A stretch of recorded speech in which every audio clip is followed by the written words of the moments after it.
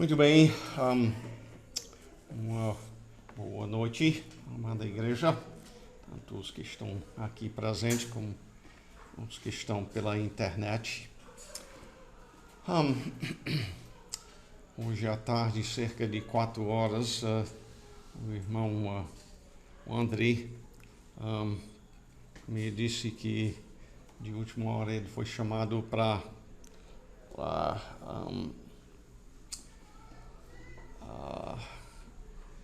trabalhar, né? Hein? Dá plantão a mais. Dá plantão a mais. E então, pensando onde ele fez o estudo na semana passada, em Efésios capítulo 4, eu queria que a gente notasse o seguinte. Efésios capítulo 4, versículos 1 e a parte A do versículo 2. Rogo-vos, pois eu, o prisioneiro no Senhor, que andeis de modo digno da vocação a que fostes chamados, com toda humildade e mansidão. O andar digno, Paulo diz, começa com uma qualidade, e essa qualidade é a humildade. Ele diz que o andar digno começa com toda a humildade, dando ênfase assim à importância desta característica. Então vamos baixar as nossas cabeças em oração e então vamos pensar um pouco hoje à noite sobre essa característica da humildade. Ó Pai, nós te louvamos por tua bondade em nos ajuntar aqui hoje à noite ao redor da tua palavra, cânticos, em louvor a ti, em oração. E durante esse tempo de nossa meditação na tua santa palavra, use nos nossos corações, ó Pai. Nós rogamos no nome do Senhor Jesus Cristo. Amém.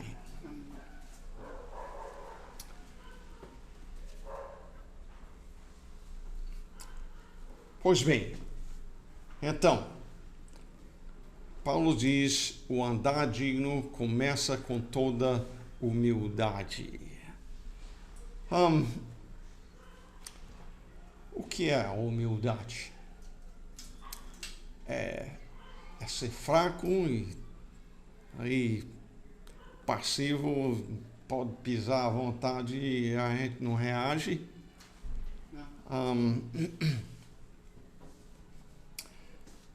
A humildade é o contrário de orgulho. E no caso, a gente se orgulha de quê? De que é que a gente se orgulha? Carro, coisas que temos. Pois bem, nós nos orgulhamos muitas vezes de bens que a pessoa possui. Que mais? Posição que a pessoa tem. É o quê? O grau de estudo. Pois bem, talvez podemos falar aqui até de saber, né? Não precisa nem ser necessariamente saber. Quando eu estava no último ano de faculdade, eu tive a responsabilidade de fazer um trabalho sobre a criação de filhos. E depois de uns 35 não, depois de uns 40 anos mais tarde, eu reli aquilo que eu escrevi e fiquei pensando, mas, puxa, eu pensava que eu sabia criar filho, nem casado não era ainda. e achava que sabia criar filho, especialmente por olhar os defeitos dos outros. Né? E certamente eu tinha aprendido algumas coisas, até pela Bíblia, e a gente pode aprender pelos erros dos outros, não somente pode, mas devemos. Né? De que mais a gente se orgulha? Status financeiro. O status financeiro, pois bem, nós podemos nos orgulhar quanto à família, né? E talvez, especialmente nós aqui, estejamos sujeitos a fazer isso especialmente, se bem que nós devemos andar com humildade quanto à família, sabendo que o que tem de bom, o Senhor que deu, né? Ou pelo menos Ele deu a instrução para a gente saber o que fazer. Pois bem, nós podemos nos orgulhar quanto à inteligência, nós podemos nos orgulhar daquilo que a gente era e não é mais, né? O homem se orgulha às vezes da sua nacionalidade. Hoje em dia tem se tornado comum se orgulhar de pecado cometido. Né?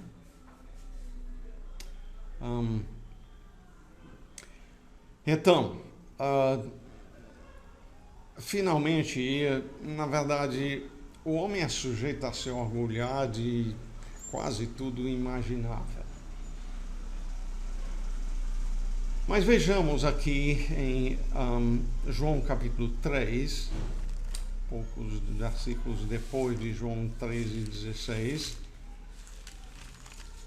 João capítulo 3, versículo 26 diz: E foram ter com João e lhe disseram, isto é, uns amigos defensores dele, discípulos dele, chegaram para ele e disseram: Mestre, aquele que estava contigo além do Jordão, do qual tens dado testemunho, no caso é uma referência a quem?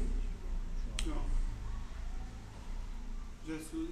Jesus. Pois bem, estão falando para João acerca de Jesus. Tá?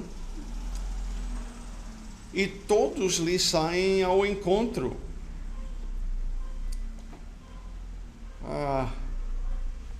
A ideia aí deles é: João, você está perdendo muito dos seus fregueses, né? Dos seus discípulos. Estão deixando você ali para seguir outro. E João responde no versículo 27: O homem não pode receber coisa alguma se do céu não lhe for dada. Primeiramente, então, ele diz: Deus é soberano, a gente só recebe o que Deus dá.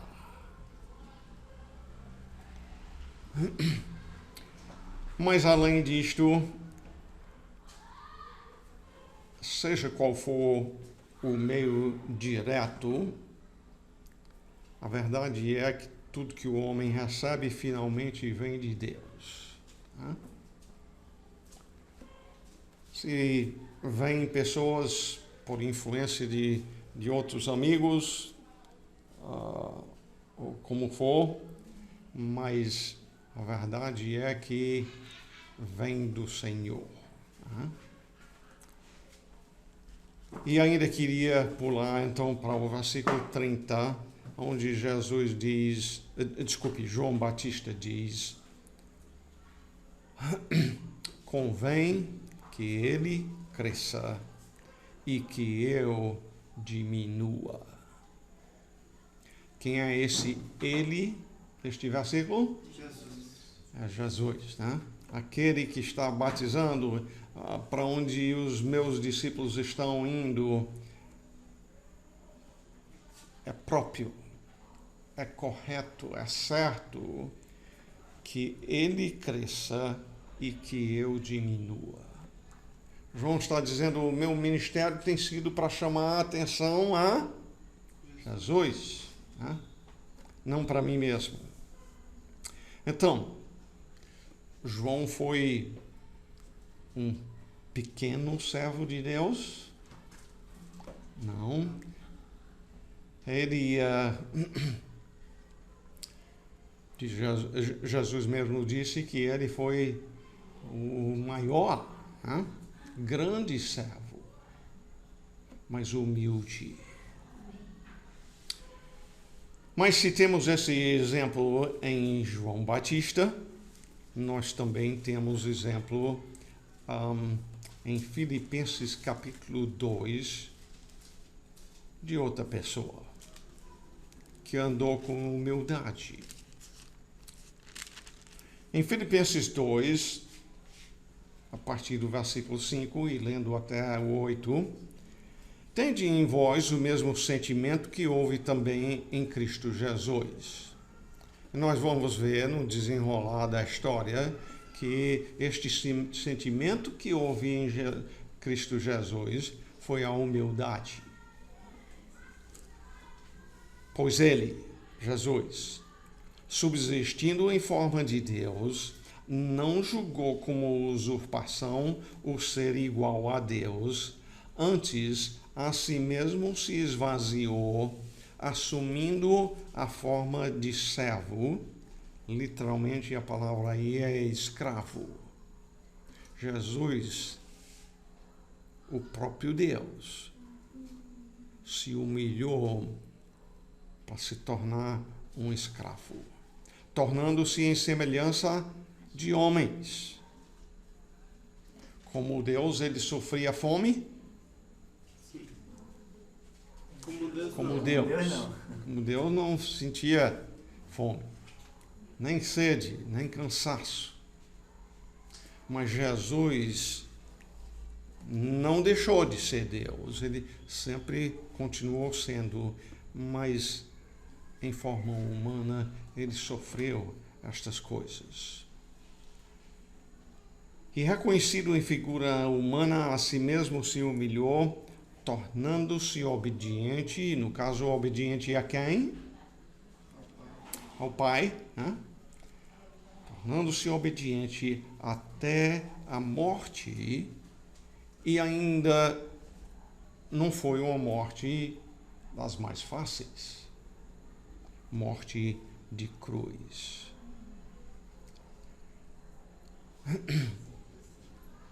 Então, o humilde não tem que exigir os seus direitos. Jesus, sendo Deus, ele não exigiu viver como Deus. Ele assumiu a forma de servo ou de escravo, mas além de se tornar um ser humano e sofreu como um ser humano, ainda sofreu a morte na cruz. E porque merecia? Não. Jesus não merecia esta morte. Ele estava sofrendo esta morte por nós pecadores. Em Colossenses capítulo 2, eu quero que vocês vejam também que a humildade pode ser fingida. O ser humano é mau, viu? Até no que é correto, ter esse espírito de humildade, como o texto lá em Efésios 4 e 2, onde começamos, que o andar digno do nosso chamado em Cristo é com toda humildade. Em Colossenses 2:18 diz: não se faça árbitro contra vós outros. Desculpe, eu disse não. Ninguém se faça árbitro contra vós outros, pretextando humildade e culto a anjos. Pretextando se fingindo de humilde. E culto dos anjos, baseando-se em visões, infatuado, sem motivo algum na sua mente carnal. A pessoa pode se apresentar como sendo humilde, nem sendo. E às vezes aliás, vamos ler o 23 antes de eu dizer isso. Tais coisas, com efeito, têm aparência de sabedoria, como culto de si mesmo, e de falsa humildade. Está aqui de novo, humildade fingida, falsa, e de rigor ascético, todavia não tem valor algum contra a sensualidade. A pessoa pode, até pela sua maneira de viver, dar uma aparência, talvez até pelo que nega a si mesmo, uma aparência de humildade, quando na verdade para Deus só vale se for de coração, não é? Só vale se for de coração. Então, o nosso andar digno de sermos chamados filhos de Deus é com toda humildade, com muita, em outras palavras. E quero finalizar então dizendo que a humildade deve afetar as nossas orações. Veja em Mateus capítulo 8. Não é dito aqui que é uma oração, mas um leproso se dirige a Jesus. Eis que um leproso, tendo se aproximado, adorou a Jesus, dizendo: Senhor, se queres, podes purificar-me. São poucas palavras, mas observe umas coisas. Primeiramente, ele se dirige a Jesus chamando-o de quê? Senhor. Ele é Senhor? Sim. É assim. E se ele é Senhor, então a minha atitude correta de chegar diante dele em oração é com humildade. Não exigindo como que eu tenho o direito de exigir dele o que eu quero.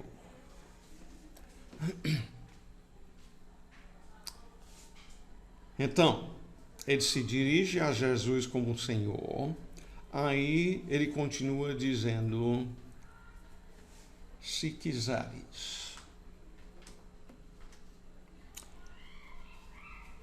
A dúvida dele era só se era a vontade do Senhor curá-lo. Tinha alguma promessa na Bíblia a qual ele podia dizer: Senhor, você prometeu isso aqui para mim, agora que se cumpra? Não. Ele dá a entender com essas palavras, se quiseres, que por ele ser o Senhor, se ele negar, é direito dele. Isso é um espírito de humildade. Mas além disto, ele diz, então, podes purificar-me. Aí é a expressão de fé da parte dele. Ele tem qualquer dúvida quanto à capacidade de Jesus de curá-lo? Não. Ele diz: podes purificar-me. Eu tenho certeza que você pode fazer isso. É a expressão da fé dele. Nós devemos chegar diante do Senhor também, quando nós chegamos em oração, com fé, confiante nele. Eu uma vez li uma parte de um livro, acho que, se não me engano, foi de Benny Hinn, onde o autor estava dizendo: se a gente disser não seja feita a minha vontade e sim a tua, que é uma expressão de falta de fé. Isso é verdade? De jeito nenhum.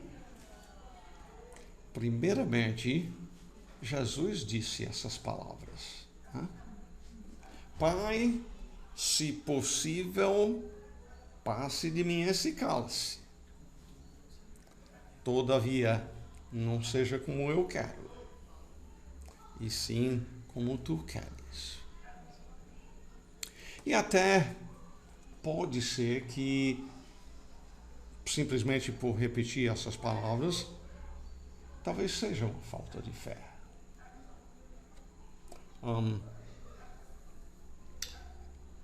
Senhor, eu gostaria disso aqui, mas honestamente eu acho muito difícil o Senhor fazer,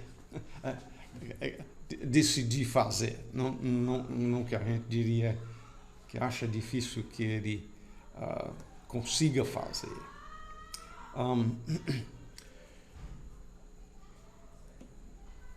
Este homem, então, aqui nos mostra um bom exemplo. Aliás, observando o que ele diz aqui, ele realmente, na sua oração, pediu alguma coisa? Hein? Se quiseres, pode pôr. Ele está pedindo alguma coisa aqui? Se quiseres, Não pode especificamente. ficar. Pois bem, ele não especificamente está pedindo nada, não.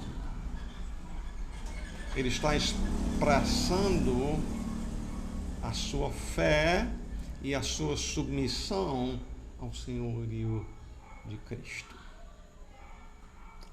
Naturalmente, de trás disto, ele deseja que seja curado, e não estou dizendo com isso que a gente peca por pedir, não. O próprio Jesus nos ensina a pedir.